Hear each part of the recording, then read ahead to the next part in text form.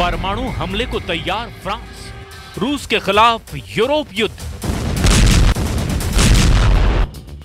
Ukraine युद्ध अब पूरी तरह से यूरोप युद्ध में बदल चुका है।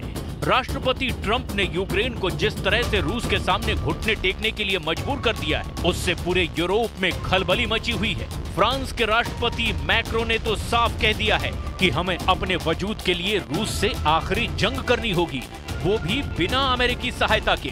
हम आपको दिखाने जा रहे हैं कि कैसे यूरोपियन यूनियन के 27 देशों ने रूस से आर पार की जंग करने का इरादा कर लिया है। साथ ही हम आपको ये भी दिखाएंगे कि कैसे बिना अमेरिकी सैन्य और आर्थिक मदद के फ्रांस, जर्मनी और ब्रिटेन यूक्रेन को जंग जिताने में जुटे हैं। सबसे बड़ी और हैरानी की खबर इस बार ये है कि यूरोपीय देश फ्रांस ने खुलेआम ऐलान कर दिया है कि रूस की तरफ से खतरा यूरोप की तरफ तेजी से बढ़ रहा है। उसकी वजह से अब बड़ी परमाणु जंग हो सकती है। जरा देखिए महज 18 घंटे के अंदर ही कैसे यूक्रेन जंग यूरोप जंग में बदल रही है और यूरोप जंग कैसे परमाणु जंग की तरफ तेजी से बढ़ती जा रही है। अब कल्पना से भी परे परमाणु युद्ध होने जा रहा है। यकीन करना मुश्किल है, लेकिन करीब 13,080 परमाणु हथियारों से एक ऐसे युद्ध की तैयारी शुरू हो चुकी है जिसमें शायद ही कोई देश अब विनाश से बच पाएगा। अमेरिका ने अपने घातक हथियार यूक्रेन को देने बंद कर दिए हैं। फ्रांस, ब्रिटेन और जर्मनी की अपील को भी अमेरिका पूरी तरह से अनदेखा कर चुका है। जबकि दूसरी तरफ पुतिन के रूस ने यूक्रेन के साथ साथ यूरोप से भी सीधी जंग की जबरदस्त परमाणु तैयारियां शुरू कर दी है। रूस को अच्छी तरह से इस बात का एहसास हो चुका है कि यूरोपीय देश किसी भी कीमत पर यूक्रेन और रूस के बीच युद्ध विराम नहीं होने देंगे। राष्ट्रपति ज़ेलेंस्की ने लंदन में जिस तरह से यूरोप के सामने हाथ फैलाए हैं, उससे साफ हो चुका है कि यूक्रेन मरते दम तक यूरोप के हथियारों से युद्ध करने को तैयार है, चाहे फिर भले ही अमेरिकी हथियार ना मिले। जबकि फ्रांस के राष्ट्रपति ने मीडिया के सामने ऐलान कर दिया कि अब एक ऐसा युद्ध होने जा रहा है जिसमें परमाणु हथियारों से ही हार जीत का फैसला होगा। जरा देखिए फ्रांस के राष्ट्रपति इमैनुअल मैक्रो ने रूस युद्ध को लेकर यूरोपीय देशों के सामने क्या ऐलान किया है। यूरोप में परमाणु आपातकाल, फ्रांस करेगा पहला परमाणु हमला। 5 मार्च 2025 को फ्रांस के राष्ट्रपति इमैनुअल मैक्रो ने पेरिस में साफ कहा कि अब रूस पूरे यूरोप के वजूद के लिए खतरा बन चुका है। मैक्रो ने यूरोपीय देशों को चेतावनी देते हुए कहा कि रूस बहुत बड़ा खतरा बन चुका है और हमें रूस से युद्ध के लिए पूरी तरह से तैयार रहना होगा।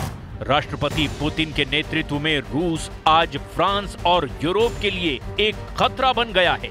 मैक्रो ने यह भी कहा कि हमारा परमाणु शस्त्रागार हमारी सुरक्षा करता है और अब इसका इस्तेमाल पूरे यूरोप के लिए किया जाएगा। मैंने हमारे परमाणु हथियारों के माध्यम से यूरोपीय महायुद्ध पर हमारे सहयोगियों की सुरक्षा पर रणनीतिक बहस शुरू करने का फैसला किया है। अगर जरूरत पड़ी तो हम अमेरिकी मदद के बिना भी रूस से मुकाबला करेंगे और यूक्रेन की आखिरी दम तक सुरक्षा करेंगे। L'avenir de l'Europe n'a pas à être tranché à Washington ou à Moscou. Et oui, la menace revient à l'Est. Et l'innocence, en quelque sorte, des 30 dernières années depuis la chute du mur de Berlin est désormais révolue. Qui peut donc croire, dans ce contexte, que la Russie d'aujourd'hui s'arrêtera à l'Ukraine? La Russie est devenue, au moment où je vous parle et pour les années à venir, une menace pour la France et pour l'Europe. 27 यूरोपीय देशों से रूस की परमाणु जंग। खुफिया खबरों में दावा किया गया है कि नेटो देश पोलैंड, एस्टोनिया, लातविया और लिथुआनिया की तरफ से रूस पर हमले की तैयारी शुरू हो चुकी है। यानी अब नेटो और यूरोपीय संघ के लाखों सैनिक रूस पर हमला कर सकते हैं। कुछ दावों के मुताबिक ब्रिटेन की राजधानी लंदन में आपातकाल युद्ध को लेकर जो तैयारियां चल रही है वो सीधे सीधे तीसरे विश्व युद्ध के संकेत दे रही है। 3 मार्च को लंदन में यूक्रेन के राष्ट्रपति ज़ेलेंस्की के सामने कम से कम 25 यूरोपीय देशों ने भरोसा दिलाया कि वो रूस के खिलाफ सीधी जंग में उसका साथ देंगे। लेकिन फ्रांस ने जिस तरह से रूस के खिलाफ एटमी जंग की वकालत की है वो साबित करता है कि अमेरिका और यूरोप के बीच बड़ी खाई बन चुकी है। यूरोप को रत्ती भर भी राष्ट्रपति ट्रंप पर अब भरोसा नहीं रह गया है और यही वजह है कि अब रूस के खिलाफ यूरोप अपने दम पर बड़ी जंग करने जा रहा है। जरा देखिए, क्या यूरोपीय देश रूस से परमाणु जंग करने की स्थिति में हैं भी या नहीं। हम आपको बता दें कि भले ही यूरोपियन यूनियन में यूरोप के 27 देश हों, लेकिन इसमें 3 यूरोपीय देशों को छोड़कर बाकी यूरोपीय देशों में एक भी ऐसा देश नहीं है जो रूस के सामने 24 घंटे भी टिक पाए। फ्रांस और ब्रिटेन ही यूरोप के 2 परमाणु हथियारों से लैस देश हैं जो रूस को चैलेंज कर सकते हैं। फ्रांस का परमाणु हथियार हवा और समुद्र के रास्ते हमला करता है। फ्रांस के राफेल लड़ाकू जेट और परमाणु पनडुब्बियां फ्रांसीसी राष्ट्रपति के निर्देश पर तुरंत हमला कर सकती हैं। फेडरेशन ऑफ अमेरिकन साइंटिस्ट के अनुसार फ्रांस के पास अनुमानित 290 और ब्रिटेन के पास 225 परमाणु हथियार हैं, जबकि दुनिया के कुल परमाणु हथियारों का करीब 88% हिस्सा अमेरिका और रूस के पास है। अकेले रूस के पास ही 1500 परमाणु मिसाइलें हैं जो 20,000 किलोमीटर तक दुश्मनों का सफाया कर सकती है। ऐसे में अगर फ्रांस और ब्रिटेन दोनों के परमाणु हथियारों को जोड़ दें तो कुल 515 परमाणु हथियार हैं जो रूस से सीधा मुकाबला नहीं कर सकते।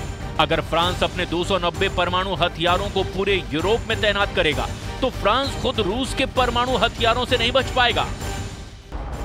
इधर दूसरी तरफ ट्रंप और पुतिन की नजदीकियों ने यूक्रेन जंग को बेहद खूनी बना दिया है। हालात ये हैं कि रूस ने पिछले 48 घंटे में यूक्रेन के बहुत बड़े इलाके पर हमले शुरू कर दिए हैं। रूस के टैंक, तोप और पैदल सेना की दर्जनों ब्रिगेड ने यूक्रेन के उन इलाकों पर कब्जे शुरू कर दिए हैं जहां रूस की स्थिति अभी तक मजबूत नहीं थी। अब रूस को यह भी एहसास हो चुका है कि राष्ट्रपति के आदेश पर अमेरिकी सेना यूक्रेन की मदद नहीं करेगी, जिसका फायदा रूस उठाने लगा है। कुछ वॉर एक्सपर्ट्स का यह भी दावा है कि पुतिन का रूस 1/4 यानी 25% यूक्रेनी इलाकों पर कब्जा करने के बाद ही जंग रोकेगा। Well, no, I wouldn't trust Putin, which is why I want a security guarantee.